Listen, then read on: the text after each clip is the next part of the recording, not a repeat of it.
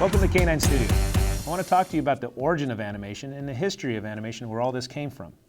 Basically, animation came from children's toys. And these toys are used as scientific experiments to prove a concept called persistence of vision.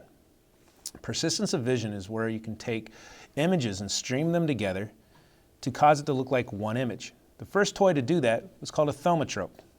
A thaumatrope basically has two images. I have one here with an owl, and on the other side, a cage. With this, if I rotate it back and forth, the faster I do it, it ends up giving the illusion that it is a single image.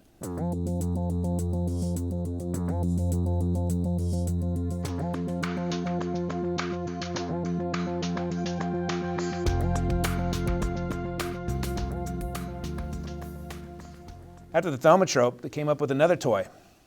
In 1867, the zoetrope, the wheel of life. This children's toy basically had images on strips of paper. Now we have multiple images. This one here has about 12. And when we spin it around, it ends up looking like actual movement is happening.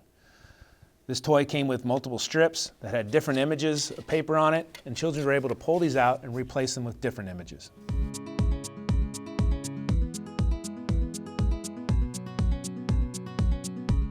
In 1877, the praxinoscope was created. Now we're getting closer to the film that we know today.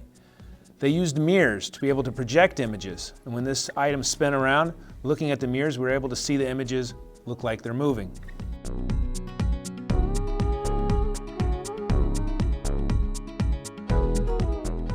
After they finished with the praxinoscope, shortly after that, they moved on to the silent films as we know it today.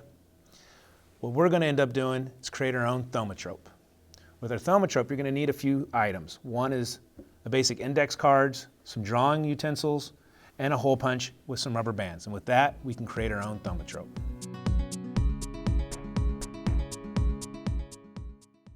I'm here with a couple K9 students, Kyle and Christopher, and they're working on their thaumatrope.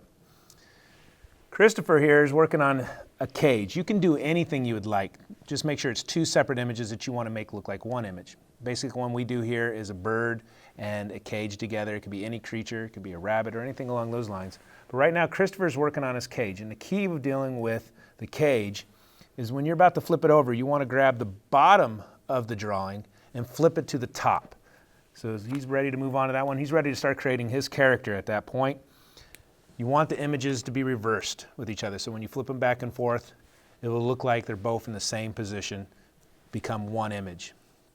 Now you start working on your own character, and that's what Kyle's been doing, and he's got to a point where he's ready to start coloring, and he's colored it up pretty nice here. We need to start making it move. To do that, he's going to need to use a hole punch and a couple rubber bands. When you go ahead and hole punch it, Kyle, and the key to it here is punching smack dab in the middle of the image. It looks more like one single image in the location of center.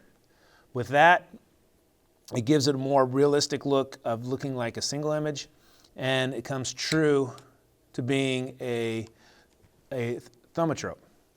Once he gets it punched here, he's ready to put the rubber bands in. All you're going to do is you're going to take the rubber bands and you want to loop them through the hole.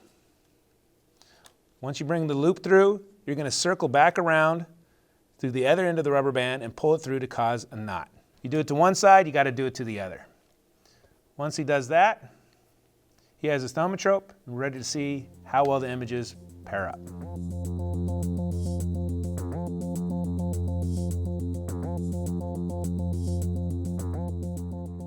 See, with these simple tools, you can make your own 1820 toy. Put away that PSP. This is hours of fun right here.